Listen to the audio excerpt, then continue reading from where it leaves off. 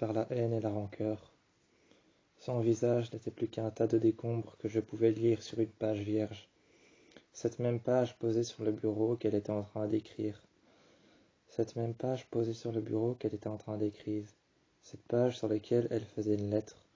Elle écrivait quelque chose. À côté, il y avait de la cire brûlante qu'elle faisait chauffer pour pouvoir fermer son enveloppe.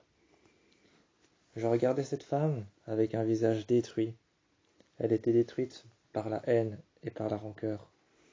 Par la haine et par la rancœur, elle était détruite, et j'avais beau regarder son visage, je ne voyais qu'une page vierge et un reste, un résidu. Je ne voyais qu'un résidu, un reste, quelque chose qui n'existait plus.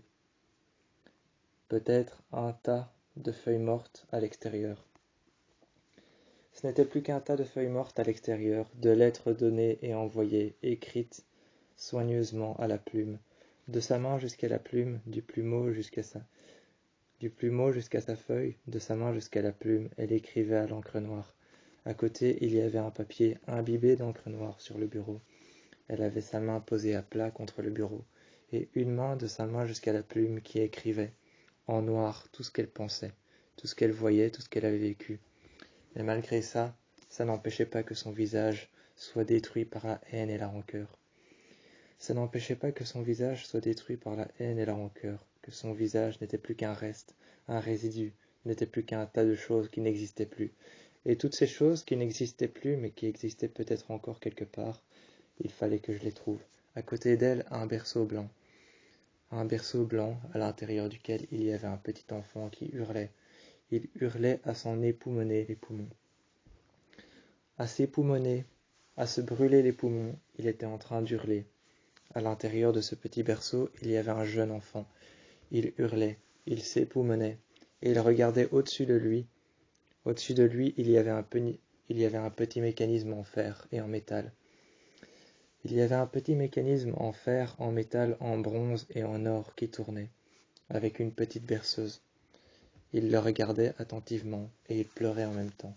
La jeune femme, avec son visage détruit par la haine et la rancœur, était en train, de sa main jusqu'à la plume, écrire avec de l'encre noire sur une page vierge. La page n'était plus vierge après 40 minutes. Après 40 minutes, la page n'était plus vierge. Elle venait de poser la plume sur la page vierge et d'écrire avec de l'encre noire. Après, à la fin, après 50 minutes, après 1 minute, la page était entièrement écrite. Elle la retournait, inscrivait son nom, son prénom, et commençait à écrire une deuxième fois ce qu'elle pensait, ce qu'elle avait vécu. C'est ici que s'arrête la première page qu'elle a écrite. Quand je me suis retourné, le berceau était dans le coin, proche de la fenêtre. Quand je me suis retourné, ce berceau était dans le coin, proche de la fenêtre, et les murs étaient couverts de moisissures, de pourriture noire. J'ai regardé les murs couverts de moisissures et de pourriture noire. J'ai éloigné le berceau et je l'ai mis plus proche de la fenêtre qu'il ne l'était déjà. Plus proche de la fenêtre qu'il ne l'était déjà, j'ai mis le berceau à côté de cette grande fenêtre. La lumière rentrait à l'intérieur, il n'y avait pas de lumière, juste un lustre avec une lance en pointe qui tombait vers le bas. Juste un lustre avec une lance en pointe qui tombait vers le bas. Il bougeait de droite à gauche et passait de gauche à droite, bougeait lentement, et il tanguait. Je regardais ce lustre au-dessus de moi qui tanguait et qui bougeait légèrement de droite à gauche. La lance qui pointait vers le bas juste au-dessus du jeune enfant qui était dans ce petit berceau. La lance pointait juste au-dessus et était en train de tanguer de droite à gauche. Je déplaçais le jeune enfant dans son berceau pour qu'il puisse être à côté de la fenêtre. Pour qu'il puisse être à côté de la fenêtre, je déplaçais ce jeune enfant dans son berceau qui était en train de hurler et de s'époumoner. La fenêtre s'est claquée d'un seul coup derrière moi. Derrière moi, la fenêtre s'est claquée d'un seul coup. Une fenêtre en guillotine. Les rideaux ont commencé à valser au-dessus de moi. Les rideaux ont valsé au-dessus de moi et sont retombés très légèrement. Ils sont retombés très légèrement, mais tout d'abord, avec le courant d'air, ils sont montés un peu plus haut que moi.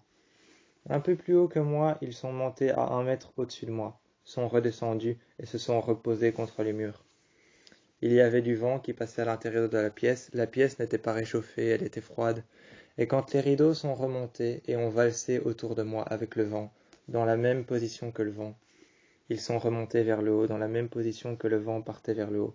Je les ai regardés, ils sont retombés contre le mur. À ce moment-là, quand ils sont retombés contre les murs, J'ai mis ma main dessus et je les ai aplatis un peu plus contre le mur. Je les ai aplatis un peu plus contre le mur, j'ai passé ma main contre et j'ai senti la soie. J'ai senti la soie contre les petits rideaux blancs qu'il y avait à l'avant. J'ai senti la soie qu'il y avait à l'avant contre les petits rideaux blancs, je les ai fermés, j'ai fermé la fenêtre en guillotine qui venait de s'ouvrir, et j'ai ensuite pris les rideaux noirs que j'ai aplatis contre le mur. Je les ai mis à plat contre le mur, et j'ai pris ma main pour pouvoir les essuyer un peu plus avec la poussière qu'il y avait dessus. Les rideaux, je les ai aplatis contre le mur, j'ai essuyé la poussière qu'il y avait dessus avec mon autre main. Mon autre main serrait les rideaux dans la paume de ma main, et mon autre main passait sa main dessus pour pouvoir essuyer la poussière. Avec ma main gauche, je tenais fermement les rideaux, à l'intérieur de la paume de ma main. Avec mon autre main, avec la paume de ma main et le devant de mes doigts, j'essuyais la poussière. Je les ai remis contre et j'ai regardé le berceau, qui s'avançait de droite à gauche et qui se balançait d'avant en arrière.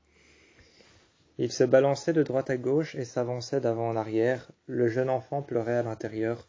Je l'ai pris et j'ai commencé à le bercer en regardant par la fenêtre.